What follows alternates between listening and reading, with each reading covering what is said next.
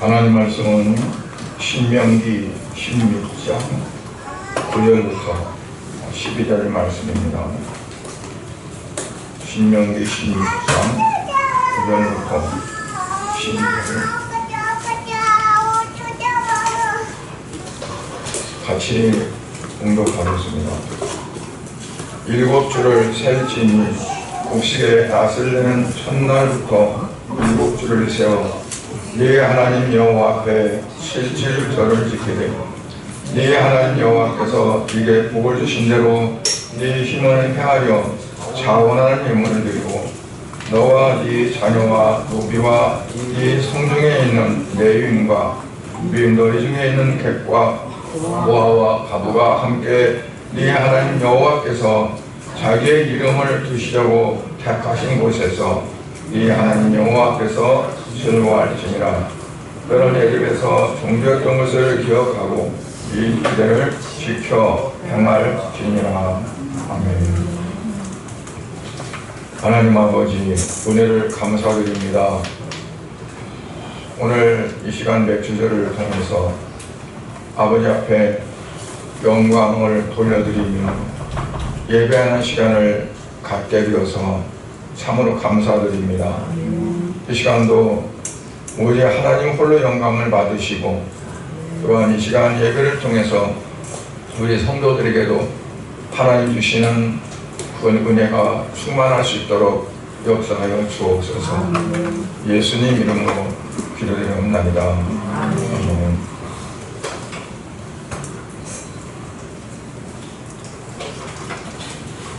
우리 민족에는 이제 매 년마다 절기가 있습니다. 물론 쉬는 날은 많이 있죠.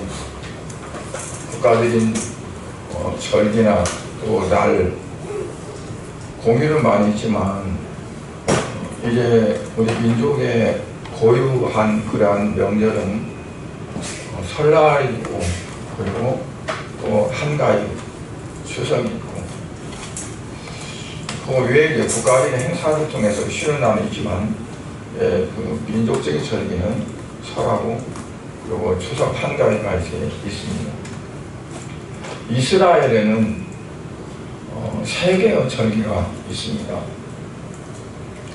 먼저는 유월절이 있고 그 다음에 맥추절, 또 하나는 수장절이라고 하는데 장막절이라고도 이렇게 합니다.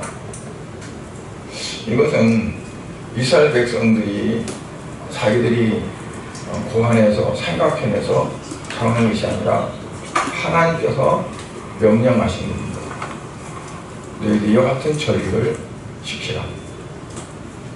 오늘 우리가 이제 맞이하는 절기는 바로 맥추절입니다.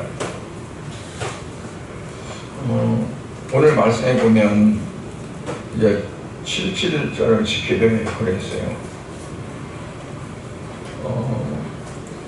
맥추절은 그 이름이 좀 여러 가지가 있습니다. 다양합니다. 맥추절이 있고 또 오늘 본문에 있는 말씀처럼 7절이 있고 또 첫 열매를 거두겠다 그래서 초실절에 가기도 하고요. 그리고 6월절 지나고 나서 7주가 된다고 해서 이제 70절이라고 하는데 그 하루 지나면 50일 되잖아요. 그래서 오순절이라고 이렇게 합니다. 근데 오늘 말씀에서 우리가 가장 중요한 걸 보면 하나님 이스라엘 백성들에게 하나님의 백성으로서 어떻게 살아야 되는가 하는 것을 가르치기 위해서 율법을 주시는데 그 율법을 맥추절을 통해서 주셨다는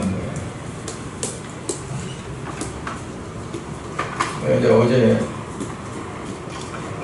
이제 저희 기계에 사는 누나와 통화를 했는데 몸이 불편해서 이제 교회 가지 못하고 어떤 권사님을 통해서 맥주 강사 헌금을 보냈대요.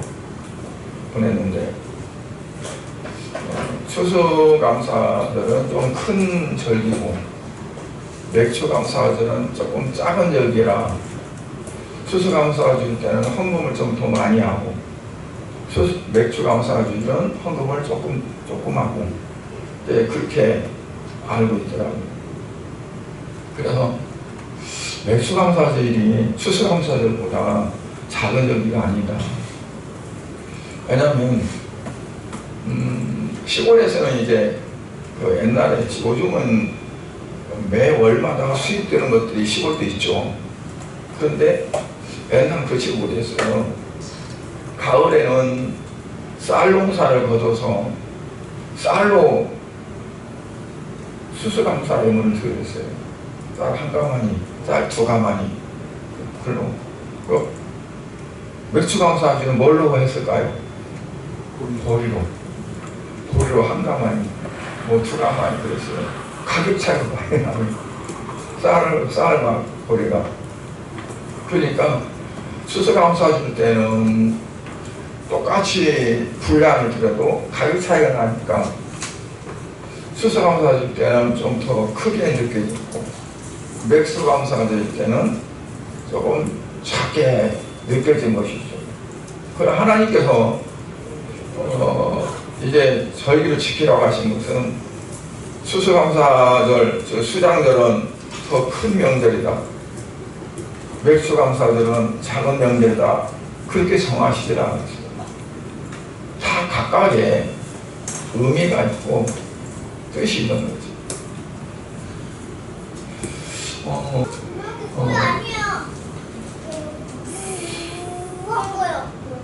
이스라엘 백성들이 애굽을 떠나서 그러니까 해방이 된 거죠.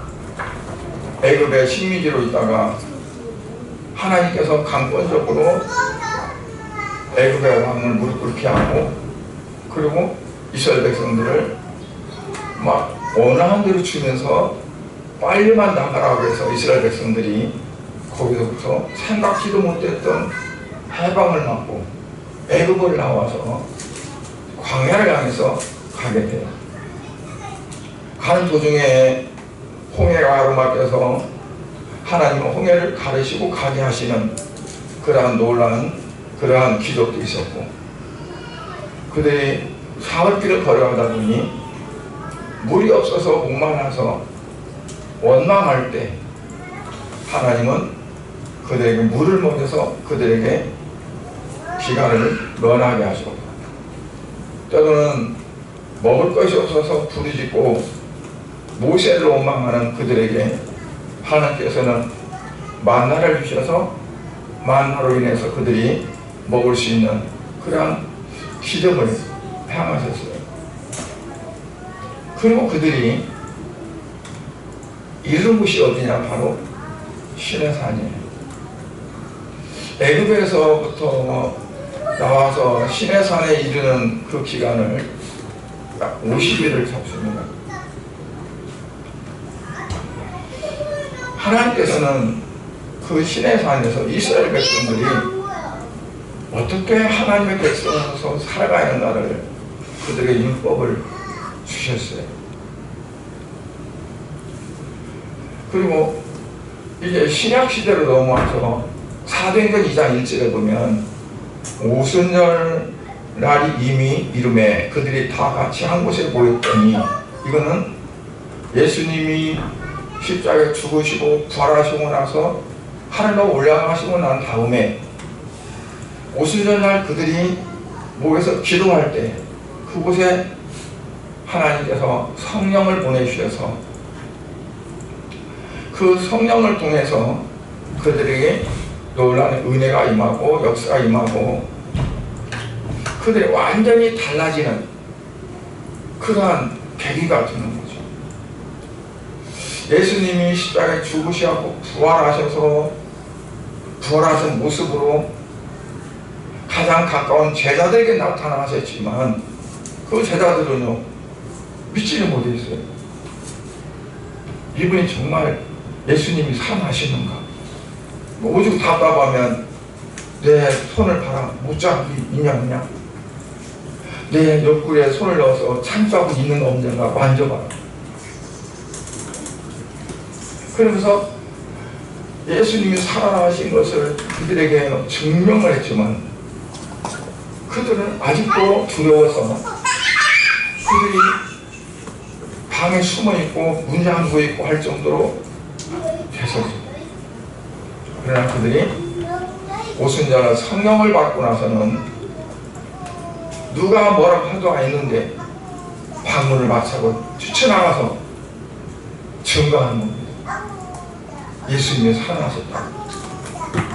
그 예수님은 하나님의 아들이고 이 예수를 믿어야만 너희가 구원받는다. 그러면서 막 으시 시작합니다. 죽음이 두렵지 않았어요. 핍박이 두렵지 않았어요. 그 오순절에 성령이 임하셨어요. 아까 맥주절은 소실절이라고 하기도 하고 칠칠절이라고 하기도 하고 오순절이라고 이름하기도 한다고 그랬어요. 그러니까 하나님은 맥주절 구약에서 맥주절 그 절기에 즈음하는 그때 그들에게 율법을 주시고 말씀을 주셔서 그 이스라엘 백성들이 어떻게 하나님의 백성으로서의 삶을 살아가고 전폭적으로 하나님을 어떻게 의지하고 살아야 할 것인가. 가보지도 않았던 가나안 땅, 그곳에 어떻게 생기는지 모르는 그곳을 향해서 갈 수 있는 어떠한 그 믿음을 가지고 가게 하시는 거죠. 그러니까 물론 그 하나님 말씀을 전적으로 믿은 다 백성이 믿었느냐? 그건 아니었어요. 정탐꾼 12명을 보내서 확인을 시키는 거예요. 내가 너에게 약속한 것이 그대로 맞는지 안 맞는지 확인해봐라. 40일간 그들이 정탐하고 돌아와서 10명의 정탐꾼들이 그들이 말하는 건 뭐냐면 하나님을 불신하는 거예요. 하나님의 적과 꿀이 흐른 땅을 너에게 주신다고 했고 그들 여기까지 오게 했는데 그들은 그 말씀을 믿지 못하고 불신하는 거예요. 뭐 때문에? 자기들 눈으로 본 것 때문에. 자기들의 생각과 또 눈으로 직접 보는 것과 이 모든 것을 다 종합해서 봤을 때 도저히 이건 불가능하다. 어떻게 보면 속았다고 생각할 수 있고 우리는 망했다고 생각할 수 있는 거죠. 그런데 여호수아 갈렙 그 두 사람 어때요? 아니다. 그들은 우리의 먹잇감이다. 하나님 주신 거다. 가서 그냥 먹으면 되고 가서 그냥 취하면 되는 거지 두려울 것이 없다 라고 이렇게 말합니다. 그러니까 하나님께서는 하나의 그냥 소실절 처음에 열매 맺은 거니까 이걸 우리가 하나님께 감사하자.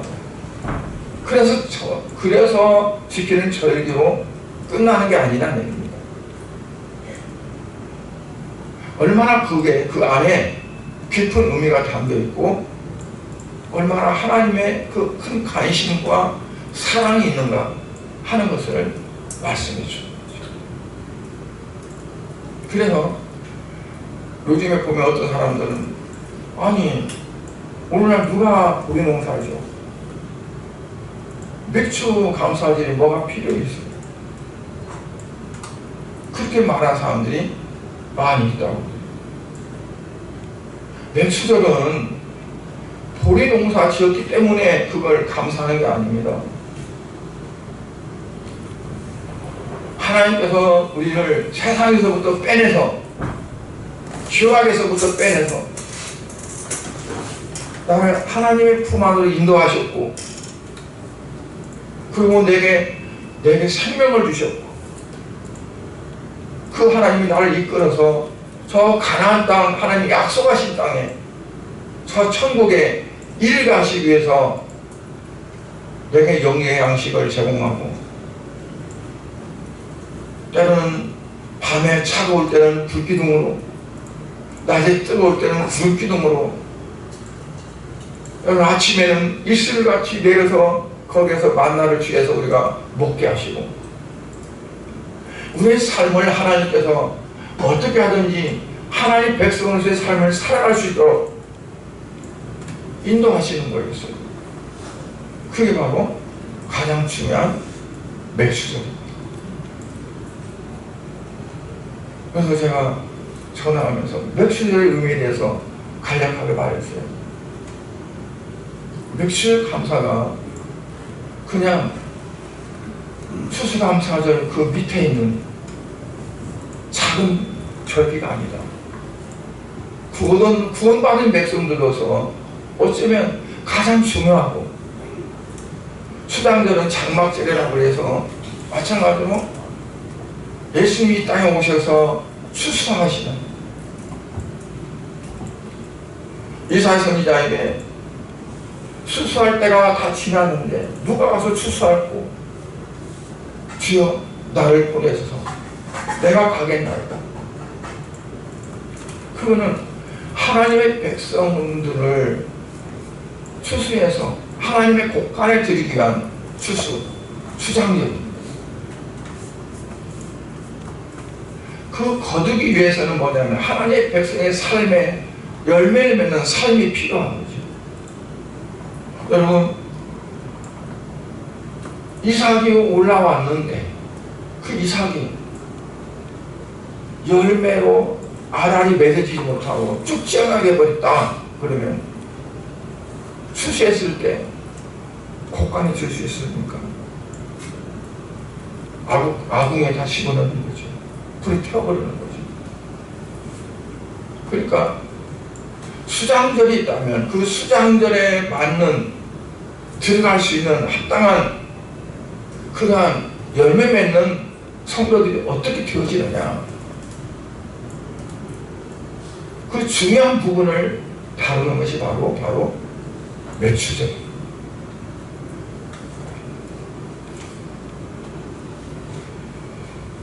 그래서 단순히 어떠한 육신적인 어떤 것만은 말하는 맥주절은 아니다는 얘기예요. 우리의 신앙이 어떻게 하면 열매 맺고 잘 무르익어서 하나님이 기뻐하시는 예수님이 다시 땅에 오실 때 거둬들일 수 있는 알곡이 될 수 있느냐? 하나도 없거든요. 하나님께서는 이런 의미에서 본다면 우리 육신적인 생활을 위해서 식물을 주셨습니다. 그런가 하면 하나님의 백성으로서의 거룩한 삶을 위해서 하나님의 법, 율법을 우리에게 주셨고요. 그리고 우리가 거듭나고 우리가 성화되어지고 또 그럼으로 인해서 교회가 탄생하고, 그 교회는 눈에 보이는 건물의 교회만을 말하지는 않습니다. 우리의 각자의 심령 속에 성령님이 계시고 또 거룩한 성전이 되어지는 그 성전을 의미합니다.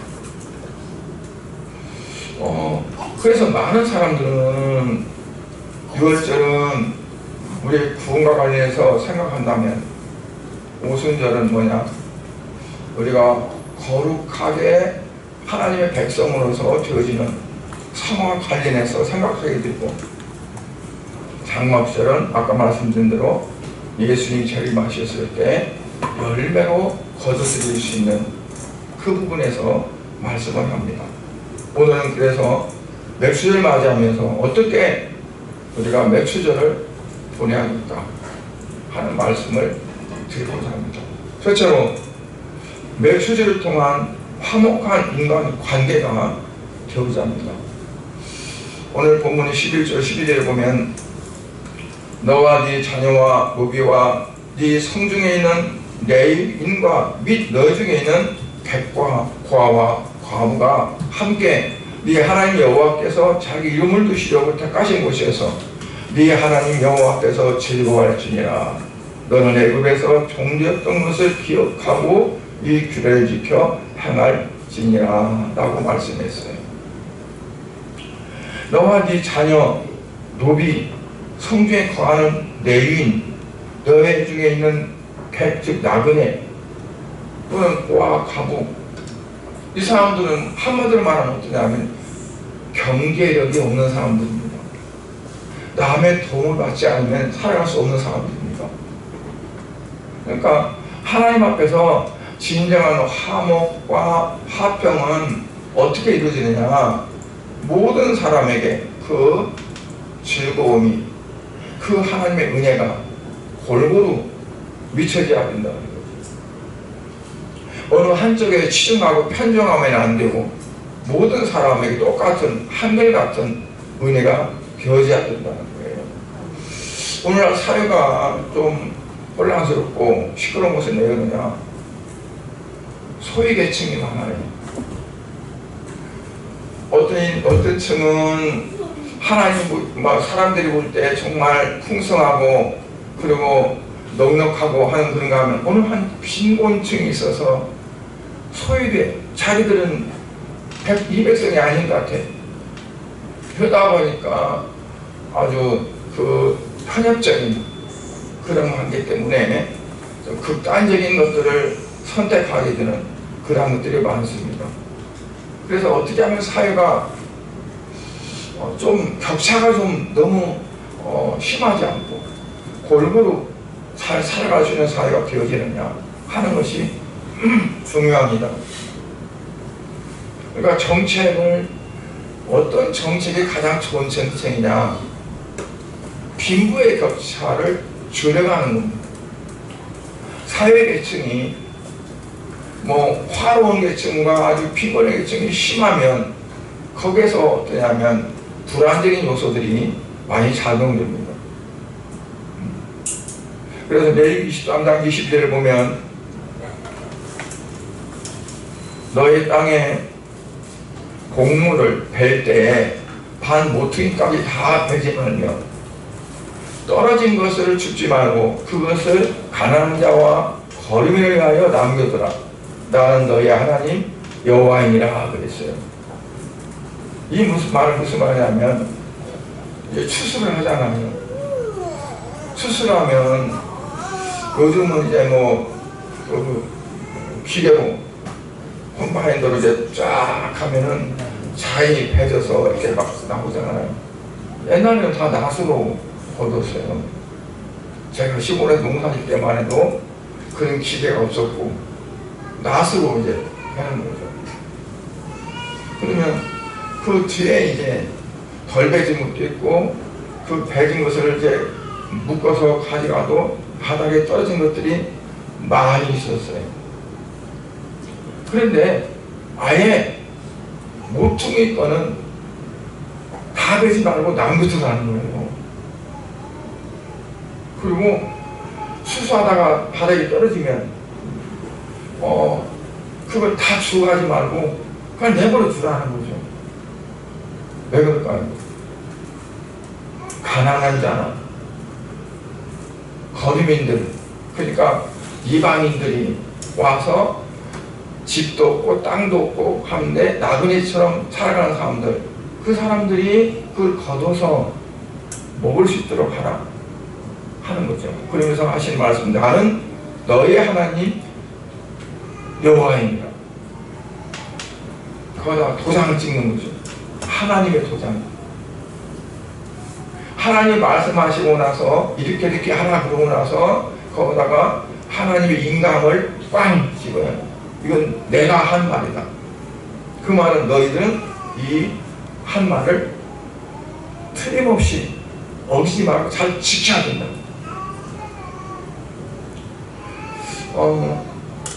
우리 때 농사 질 때 거두는데 누가 와서 이삭 주는다고 뒤에 따라다니면 이삭 주면 주인이 뭐라 할까요? 저는 안 가! 그러고 이제 내쫓겠죠. 그런데 늦게서 보면 수수하는데 뒤에 따라다니면서 이삭 주는 사람이 있었어요. 보아스는 누시라는 여인을 보고 오히려 많이 뿌려주라고 스스로 흘리는 것처럼 해주라고 했어요. 그러니까 뭐냐면 좀 가난하고 어렵고 힘든 사람들 위해서 배려할 수 있는 그게 되지 않는. 요즘 같은 어떨까요? 만약 일꾼들을 돈을 주고 이제 사서 일을 시켰는데 배다가 말고 덜리고 막 뒤에 보니까 막 흐트러 놓은 것이 많이 있고 그러면 주인이 뭐라고 그럴까요? 아, 너 참다 그럴까요? 너가 지금 쌍수 받고 이렇게 일하는데 네가 일꾼이 많냐 그러면 얼마나 책망하겠어요.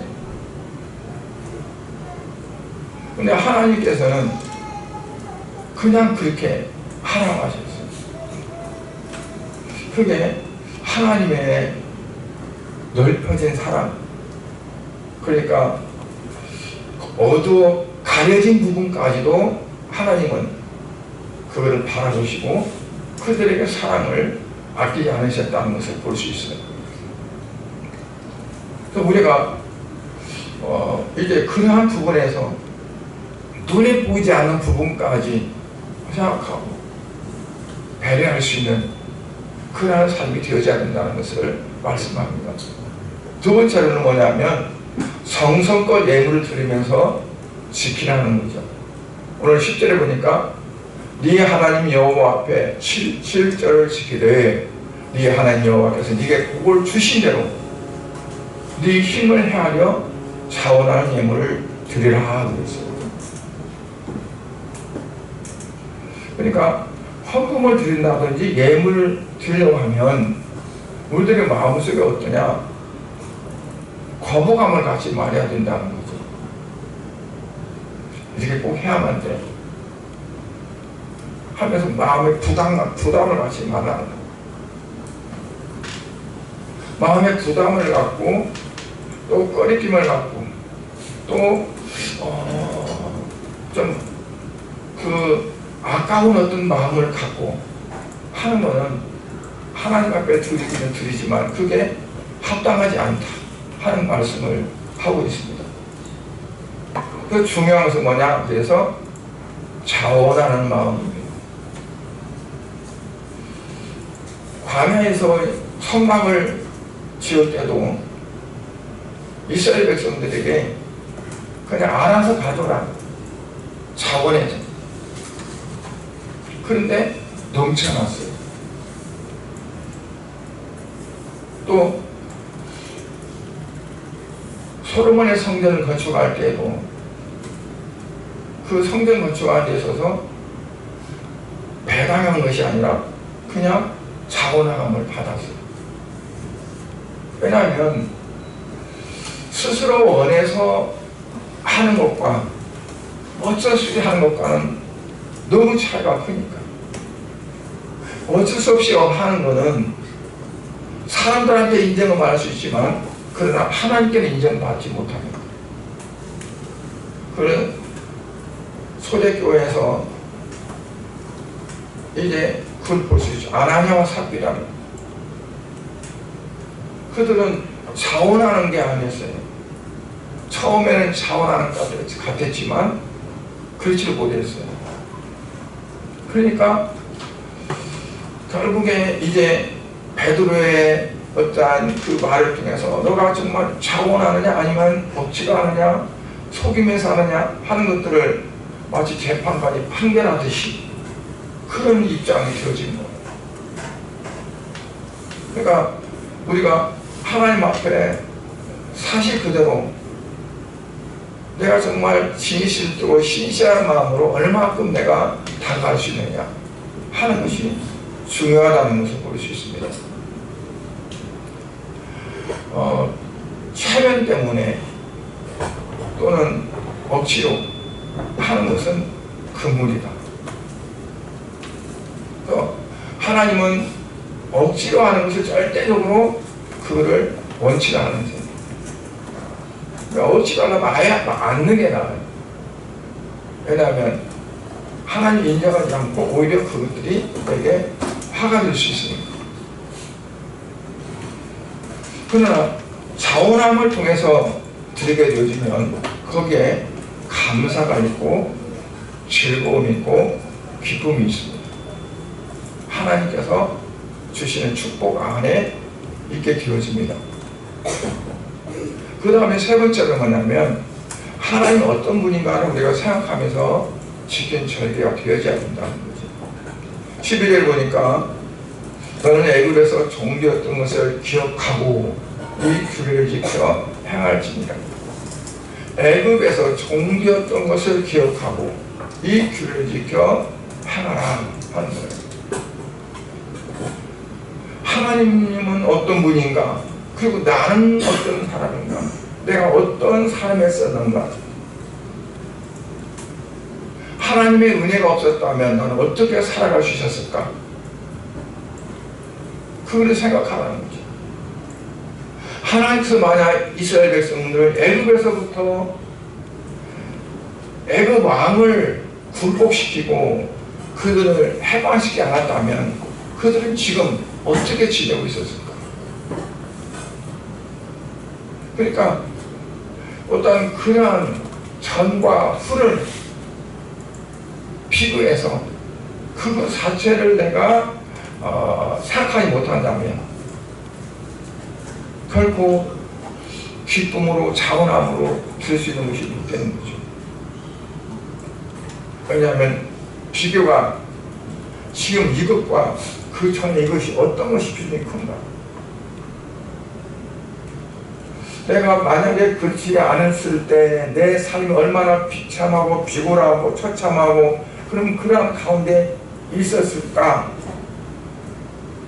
그게 내가 거기에 알지 못하고 거기에 내 마음이 거기에 어떤 부분을 느끼지 못한다면 오늘의 이것들이 더 엄청 크고 더 내게 엄청 더 무거운 어떤 비중이 되어지는 거죠.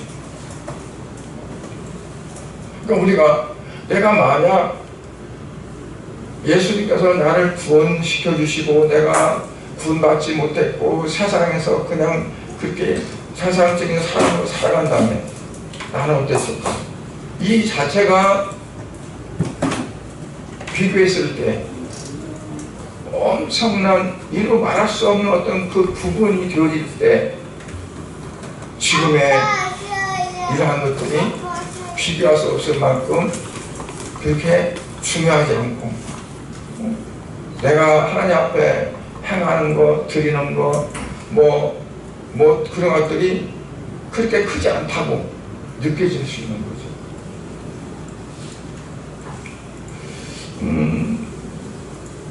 예수님께서 비유로 말씀하신 가운데 1만 달란트를 탕감받은 사람이 있어요.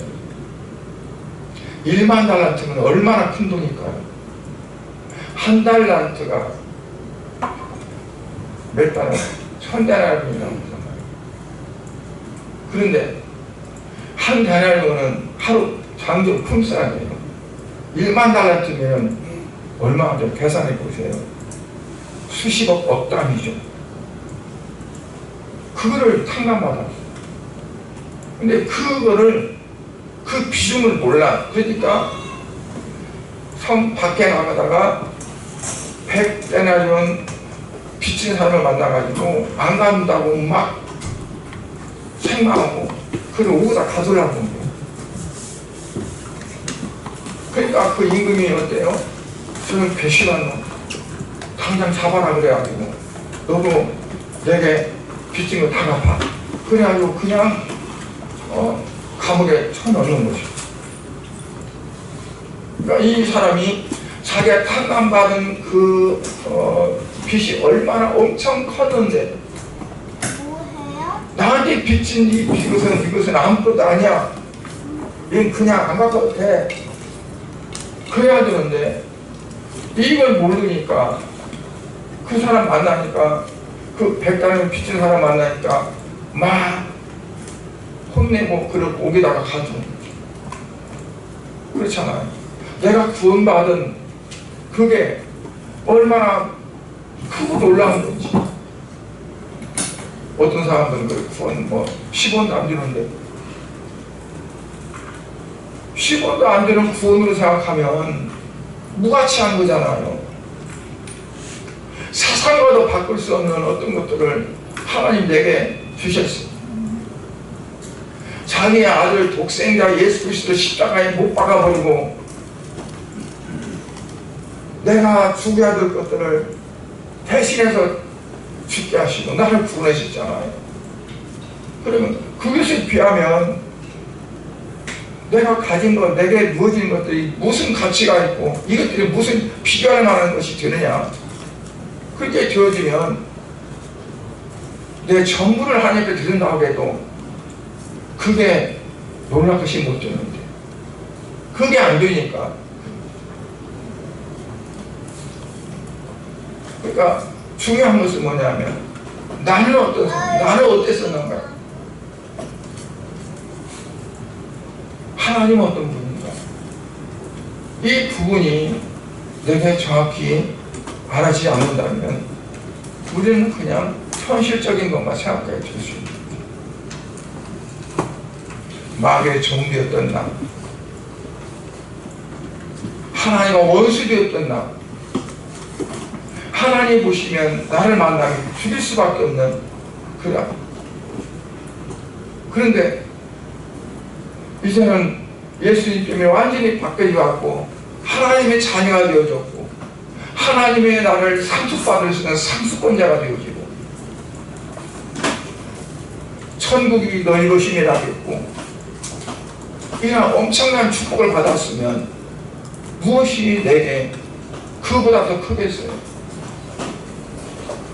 근데 그거를 우리가 망각하기 때문에 내게 있는 그 비교할 수 없는 작은 것이 엄청 큰 것으로 여겨져서 하나님보다 더 크게 예수님보다 더 큰 어떠한 것으로 그렇게 우리가 바라보게 되어진다. 여호수아 3장 4장을 보면 이스라엘 민족이 요단강을 건넙니다. 여호수아는 이스라엘 12지파 각각 12명을 택해가지고 그들이 요단강을 건널 때 그들이 믿음을 갖고 요단강 강물에 하나님의 언약궤를 맨 제왕들이 첫 발을 들였을 때 하나님은 그 요단강 강물을 가르셨다고 그랬어요.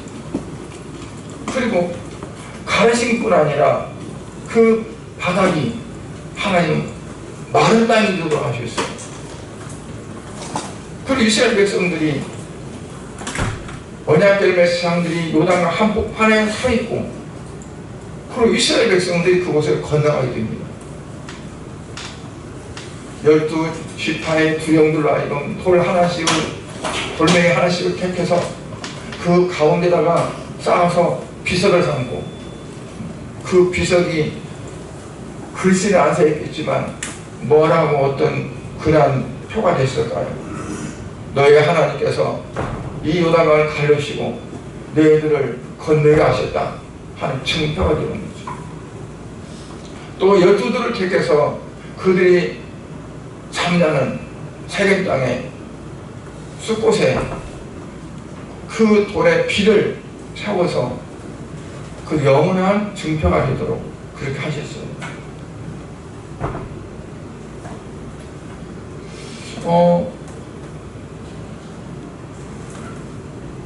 그것을 왜 그렇게 했을까요? 후대에 그 당시에 사람들이 다 죽고 없어져도 후대 그 민족의 자손들이 그걸 보면서 하나님은 이렇게 우리 선조들을 이끄셔서 우리가 살고 이 땅에 우리가 살도록 하셨구나 하는 것을 알도록 하는 거죠. 그래서 여기서 4장 20절 24절에 보면 뭐라고 말씀해요? 하나님 누구신가를 바로 알라는 거예요. 24절에 보니까 이는 땅의 모든 백성으로 여호와의 손이 능하게 하심을 알게 하며 너희로 너희 하나님 여호와를 영원토록 경외하게 하려 하시니라. 이 땅의 모든 백성으로 하여금 하나님의 손이 모든 것들을 하신다. 하나님께서 하시면 모든 것들이 안 되는 것이 없다. 이것들을 알게 하고 그 모든 백성들 하여금 하나님을 영원토록 경외하게 하기 위해서 그 돌의 피를 세우셨다. 그러니까 무슨 말이냐? 하나님이 누구신가를 바로 알으라는 거죠. 이스라엘 백성들이 여호수아도 죽고 요단을 건너고 모든 그 기적과 어떤 기사를 통해 본 사람들이 다 가고 없을 때 그 후손들이 어땠어요? 그거를 생각하지 못했어요. 망각했어요. 그리고 하나님 누구냐? 하나님 누구시지? 그럴 때요, 사사시대가 시작. 사사시대. 하나님의 말씀이 희귀에 따라 했어요. 하나님 말씀이 찾을 수가 없었어요. 우리가 어떻게 이 땅에 살게 됐는지 알지 못하고 어떻게 하면 우리가 살아야지 하는 인간적인 판에 서서 우상을 섬기고 우상을 섬기는 사람들과 짝짝꿍이 되어지고 하나님을 섬기지 않고 살아가게 됐죠.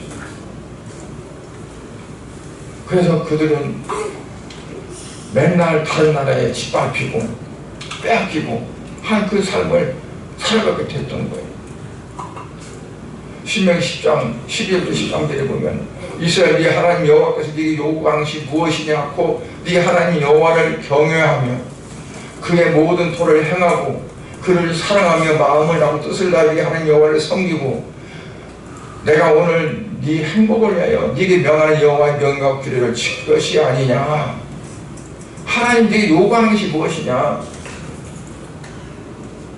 먹을 것 달라고 요구하더냐? 하나님을 위해서 너희들이 무엇을 하라고 하더냐? 그렇지 않다는 거죠. 마음을 다하고 뜻을 다해서 하나님을 섬기고 너희들의 행복을 위해서 내가 일하고 너희들의 행복을 위해서 말씀을 전하고 하나님의 간절한 마음이 너희들이 어떻게 하면 행복한 삶을 살겠느냐 하는 것을 위해서 명령하고 말씀을 선포하고 하는데 그것을 너희가 지키지 않는다는 거죠. 그러니까 세상적인 방법으로 다 해봐라. 너희가 행복을 누릴 수 있는가? 못한다는 거죠. 오직 너희를 사랑하고 너희의 행복을 위하는 자는 나밖에 없다는 거죠. 세상이 여러분들의 행복을 위하니까 여러분들은 어떠한 삶을 위하니까 다 사탄이 지배하에 있는 것들이 여러분을 위하는 것 같지만 그러나 실상은 죽이는 거죠. 사탄이 하와를 생각하고 위하는 것 같았지만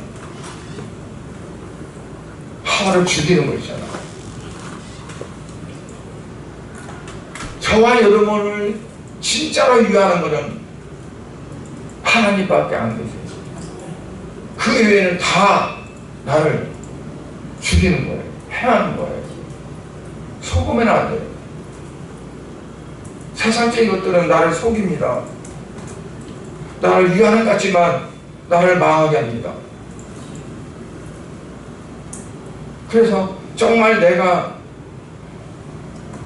잘 살아보려면 어때야 돼요? 하나님께 나아가야 돼요.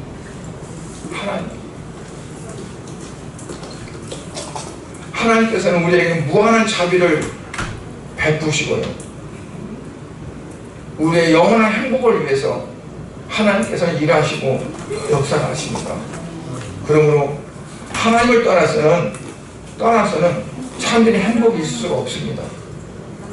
이것들은 우리가 참으로 명심하고 다시 한번 확인해야 되겠고, 그래서 하나님 어떤 분인가를 바로 알아야 됩니다. 내가 하나님 앞에 기도하고 원했는데 하나님 들어주지 않았어요. 그러면 하나님은 원망하고 하나님은 나를 위하지 않는 분으로 알 수 있는데 그렇지 않다니. 어떤 부모가 자식이 생선을 달라는데 뱀을 주겠어요? 어떤 부모가 자식이 알을 달라는데 정갈을 주겠어요? 예수님 비유로 말씀하신 내용이에요. 어떤 부모도 자녀들이 가장 좋은 것을 주지 않겠느냐. 하나님은 우리의 하나님이요 우리의 아버지이기 때문에 우리에게 가장 좋은 것으로 주시기를 원하시는 거예요. 그러니까 우리가 다른 세상을 바라보고 어디에서 내게 좋은 것이 올까? 나를 위한 것이 올까? 내가 산을 향해 눈을 들리라 나의 도움이 어디서 올고 아무리 둘러봐도 내게 도움이 될 것은 오지 않고 오직 천지를 지으신 여호와께서로다. 왜? 하나님이 나를 사랑하시고 나를 구원하시고 내게 복을 주시기 때문에. 그래서 우리의 모든 삶의 목표도 오직 하나님, 내가 의지할 분도 오직 하나님, 순간순간 내가 바라볼 수 있는 것도 오직 하나님.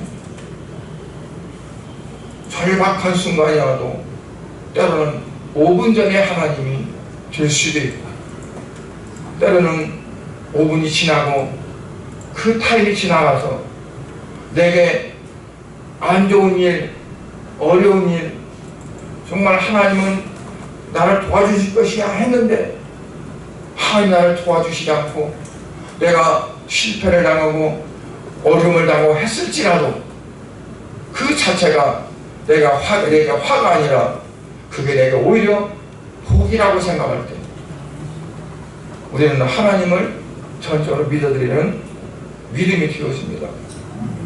왜냐하면 나에게 근거를 둔 믿음은 진짜 믿음이 아니니까. 내 생활에 근거를 둔 믿음은 그거는 하나님 원하시는 믿음이 아니니까. 때로는 내가 실패할 수도 있고 때로는 내가 병들 수도 있고 때로는 내가 어떤 엄청난 그러한 일이 임할 수도 있어요. 우리는 내 수준에서 내게 좋은 일인가 내게 힘든 일인가 그 내 수준에서 판단해서 내게 더 좋고 더 낫고 하는 그런 것이면 하나님 내게 복을 주시다 생각하고 내게 어려움이 당하고 내가 힘든 일이 오고 고통이 오면 하나님 나를 버렸다고 생각하면서 낙심하고 절망할 수 있어요. 근데 그거는 내 기준에서 보는 거죠. 어찌 보면 하나님이 마땅히 그럴 만한 게 있어서 내가 그런 환경을 주실 수 있고 그래서 이게 정말 하나님 어떠한 그런 뜻이 있어서 내게 이러한 환경을 주셨을까를 우리가 생각하고 그 안에서 하나님의 뜻을 깨닫고 돌이키면 내게 화가 복이 되어집니다. 그렇지 않으면 화가 되어집니다. 내가 이미 어려움이 당했는데 그것을 내가 듣고 설 수 있는 것은 그 안에서 하나님의 뜻을 발견하는 겁니다. 그리고 거기에서부터 내가 올라갑니다.